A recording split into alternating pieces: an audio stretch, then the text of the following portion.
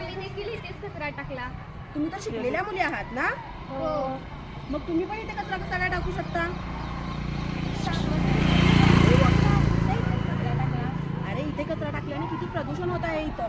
तुम्ही प्लास्टिकच्या पिशव्या टाकता, सगळं पाणी टाकता, नको नको ते घाण इथे टाकता, त्याच्यामुळे किती प्रदूषण होतं. इथे जवळपास सगळी लोकवस्ती आहे. त्या लोकवस्तीला या कचऱ्यामुळे किती दुर्गंधी येते आणि या दुर्गंधीमुळे कितीतरी आजार पसरत असतात.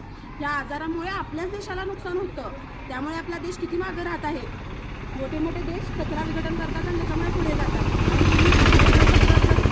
तर मग कसा बरं आपला देश स्वच्छ होईल?